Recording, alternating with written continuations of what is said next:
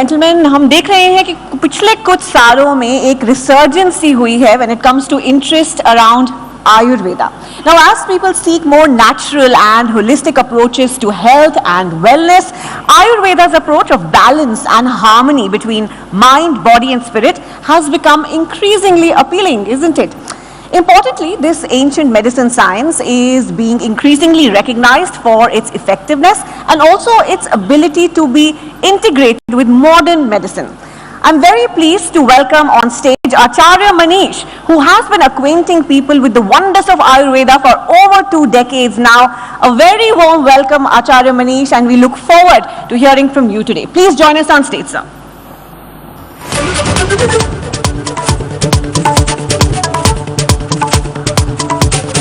साथियों,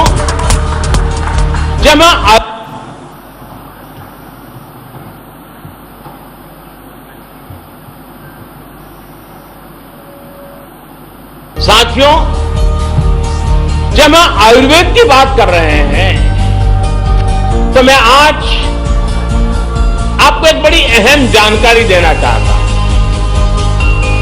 मैं अपने एक मित्र और केनिया के पूर्व राष्ट्रपति राइला ओडिंगो जी के और उनकी बेटी रोजमेरी का भी जिक्र करना चाहता हूं। तो उन्होंने मुझे रोजमेरी की जिंदगी में जो बड़ी मुसीबत आई कि रोजमेरी की आंख में कुछ तकलीफ हुई थी और उसकी एक सर्जरी हुई थी, शायद उसको का प्रॉब्लम था ब्रेन में और उसकी सर्जरी हुई थी। और उस सर्जरी में रोजमेरी ने अपनी आंखें खो दी और एक पिता के नाते मेरे मित्र ओडिंगा जी ने पूरी दुनिया को छान मारा। विश्व का कोई बड़ा देश ऐसा नहीं होगा जहां रोजमेरी का उपचार न हुआ हो, लेकिन रोजमेरी की आंखों में रोशनी वापस नहीं आई। आखिरकार उन्हें सफलता भारत में मिली और वो भी आयुर्वेद उपचार के बाद। आयुर्वेद का उपचार किया गया, रोजमेरी की रोशनी वापस आ गई। वो आज देख रही है। जब उसने पहली बार अपने बच्चों को फिर से देखा तो मुझे ओडिंगा जी बता रहे थे वो पल उसकी जिंदगी की स्वर्णिम पल थी। तो साथियों, आपने सुना जिस तरह मोदी जी ने बताया कि एक आंखों की रोशनी चली गई थी कीनिया के राष्ट्रपति की बेटी की और वो आयुर्वेद की मदद से वापस आई भारत में आके। 75 साल हो गए देश को आजाद हुए और हम लोगों को आज तक नहीं पता था कि आंखों का कोई भी रोग हो आयुर्वेद से ठीक हो सकता है। हम बचपन से चश्मा लगा के, सिर्फ ऑपरेशंस करा के, कैटरेक्ट का, कभी इस तरह की आंखों की बीमारी को हम अपने आप को रिपेयर, रिजनरेट कर सकते हैं। तो ये सब अक्षय तर्पण की टेक्निक थी जिससे रोजमेरी की आंखों की रोशनी वापस आई। इसके बाद अगर हम बात करते हैं अक्षय तर्पण के पूरा पर रिसर्च पेपर्स हैं कि अक्षय तर्पण कैसे काम करता है, तो ये बात हुई आंखों की। अब हम दूसरी बात करते हैं। आजकल घुटना दर्द, कमर दर्द, गर्दन दर्द, कंधों में दर्द और ऑपरेशन कराना। लेकिन अगर आप देखते हैं कि जितने भी लोग पेन किलर्स खाते हैं तो थोड़े दिन में आप देखते हैं उनके किडनी के ऊपर प्रॉब्लम आ जाती है, अल्सर हो जाता है, हार्ट की प्रॉब्लम हो जाती है। लेकिन ये हमें कोई बताता नहीं क्योंकि हम लोग पूछते भी नहीं। हमें लगता है डॉक्टर बोल रहा है, सही बोल रहा होगा। लेकिन जो भी ड्रग आप खा रहे हो, एनी टाइप ऑफ, सबके साइड इफेक्ट हैं। ये कॉमन सी दवाई है जो हम बचपन से खाते आ रहे हैं, उसके साइड इफेक्ट की लिस्ट है और ये मेरे नहीं है, ये सब गूगल पे अवेलेबल है। सबसे बड़ी बात है, हार्ट अटैक का खतरा बढ़ जाता है। ये आपके सामने है। मैं जो भी बात कर रहा हूं ऑथेंटिक रिसर्च पेपर के साथ कर रहा हूं। और आयुर्वेद में बड़ी प्यारी टेक्निक है जिसको बोलते हैं जानुबस्ती। जानुबस्ती से घुटने दर्द, नी प्रॉब्लम, कोई ACL, लिगामेंट इंजरी, कोई भी प्रॉब्लम हो सारी की सारी सॉल्व की जा सकती है और ये उसके रिसर्च पेपर्स हैं। तो जो भी बात है ना, सिर्फ हमारा मकसद है आपको बताना कि आयुर्वेद और एलोपैथी में हम एक ऑप्शन चूज करें कि दोनों तरफ में किधर जाना चाहिए हीलिंग के लिए। और जब भी हम कोई स्पाइन की सर्जरी कराते हैं तो हम जिंदगी भर के लिए विकलांग भी हो सकते हैं, ये उसका रिसर्च पेपर है। और इसके अलावा, इसके बिना हम पृष्ठवस्ती से जितने भी आपके लोगों को रीढ़ की हड्डी है, गर्दन दर्द है, कंधे दर्द है, कमर दर्द है, कोई साइनोमिनल फूड की कमी है, हड्डियों में गैप घट रहा है, शाइटिका है, रिंगण भाव है, सब कुछ इससे और 40 गोलियां खा रहे थे, इंसुलिन चल रही थी और इतने कमजोर हो गए थे कि पैर। ये एक पेशेंट है, हमें बोला गया बचपन से लेकर आयुर्वेद स्लो है। ये पेशेंट कनाडा के हैं जिनका इंटरव्यू दिखाऊंगा, 30 सेकंड का है। ये व्हील चेयर पे आए थे, सिर्फ 4 दिन में अपने पांव पे खुद चलने लग गए। ये वो 40 गोलियां खा रहे थे, इंसुलिन चल रही थी और इतने कमजोर हो गए थे कि पैर बिल्कुल पतले हो गए थे। व्हील चेयर, हमारे पास व्हील चेयर पे आए हैं कि जितनी बारी भी आपने डॉक्टर के पास जाना है, आपको उन्होंने कहते हैं पूरा प्लेटर बना के दे देना है गोलियों का। मैं जब से यहाँ पर आया हूँ मैंने अभी तक अपनी कोई दवाई नहीं ली है और कोई मैंने इंसुलिन ली। 4 दिन में व्हील चेयर से उठ गए और व्हील चेयर छूट गई है। और एक बार आप उठ के चल के दिखाओ जरा, ये देखो, बहुत खूब, बहुत खूब। ये कमाल है आयुर्वेद का। अभी Choosing to do radiation was the biggest video और mistake of देख my लेते हैं। life. 30 straight days, they blasted my body with radioactive energy. My body was never the same again.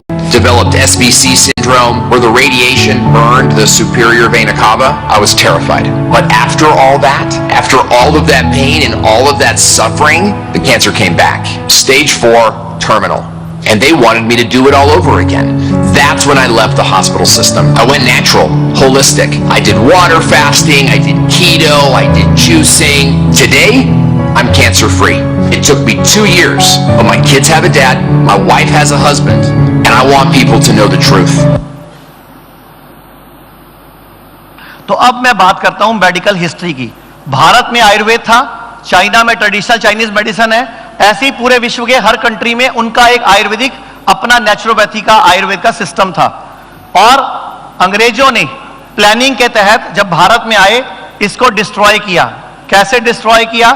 1909 में एक कमेटी बनाई, जिस कमेटी का नाम ये रॉक डी फेलर है, जिसने इस पूरे के पूरे मॉडर्न पैथी को बिजनेस में कन्वर्ट किया। ये पूरी उसकी स्टडीज है।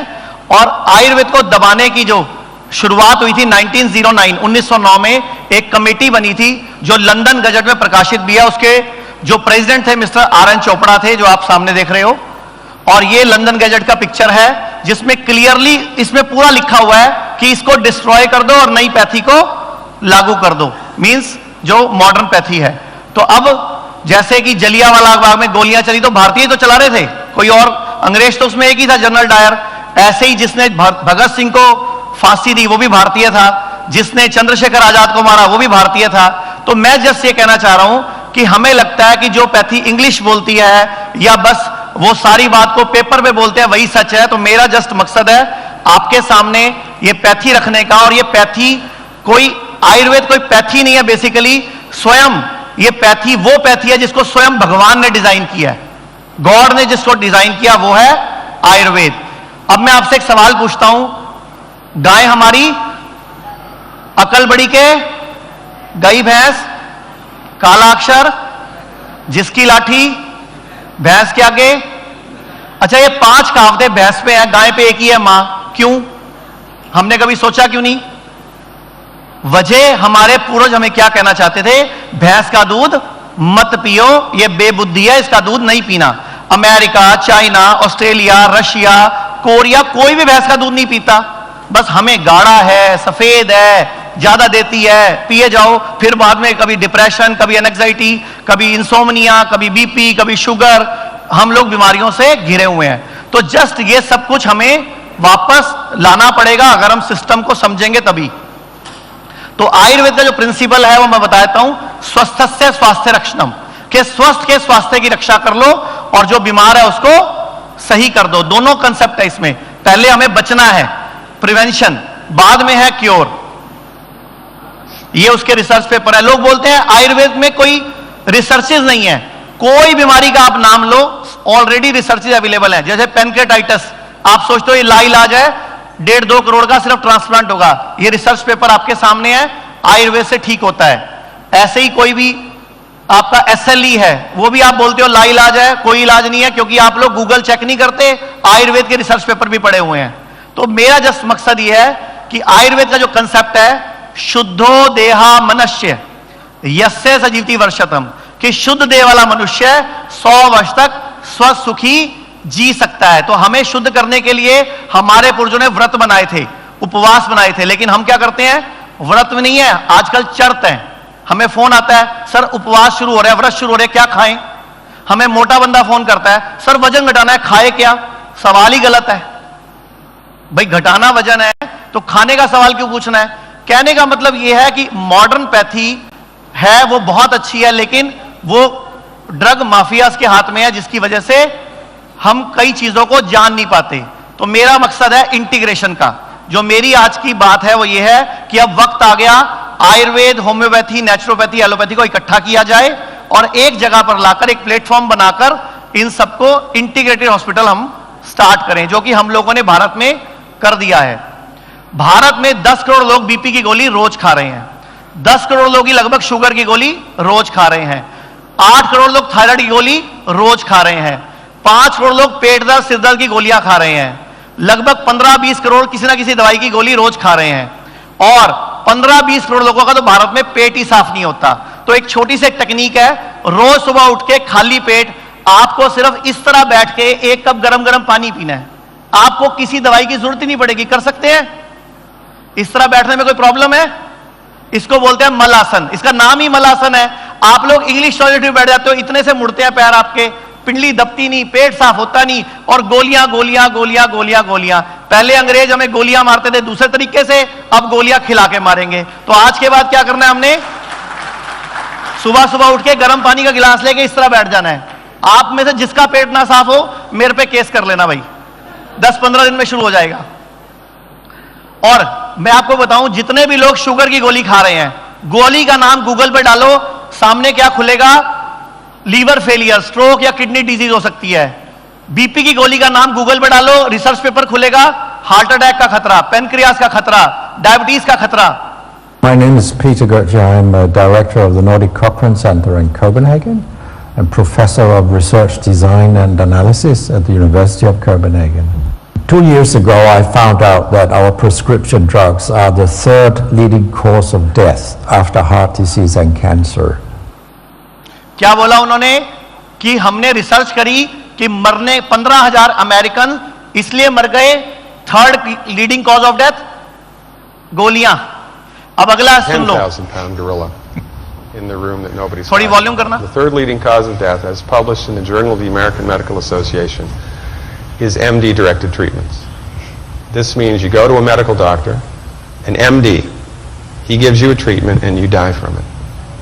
According to the United States Department of Health and Human Services, 15,000 Medicare patients a month are killed by MD treatment.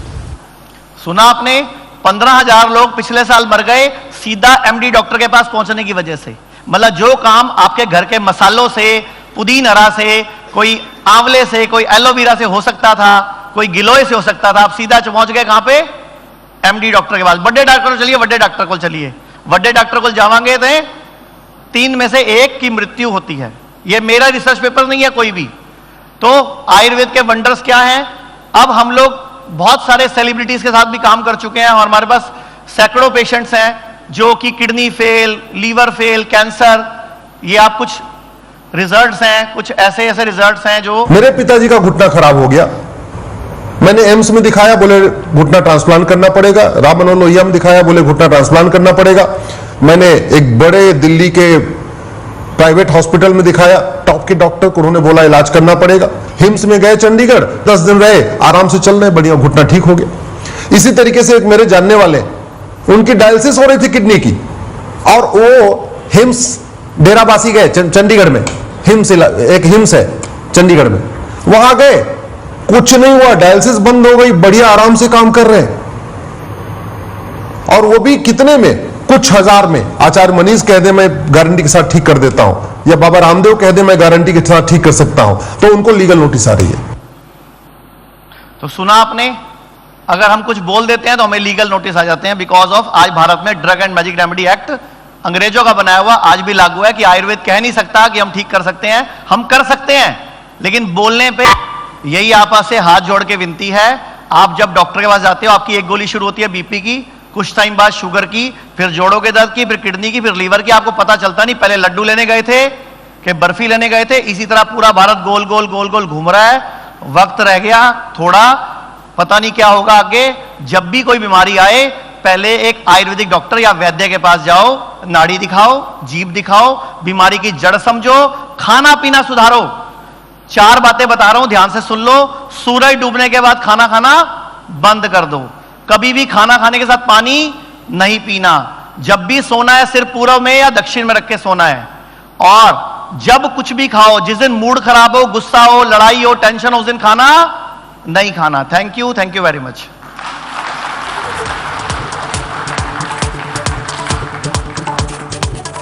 बहुत बहुत धन्यवाद आपका सर। हम लोग विदेशी दवाइयों की तरफ देख रहे हैं और देसी इलाज भूल चुके हैं, बट ऐसी एजुकेशन अगर हम लोगों को मिलती रहेगी तो शायद the tide will turn very soon again. Thank you very much Acharya Manish ji. May I request Rupali Fernandez and Parul Kamra to kindly join us on stage once again. We'd like to present Acharya Manish with a small token of our gratitude. Parul, if I may have you back on stage as well.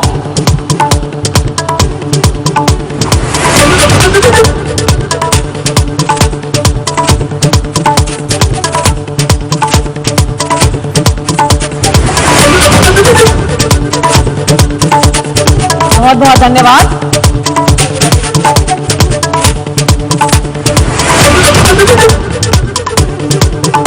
A huge round of applause, please.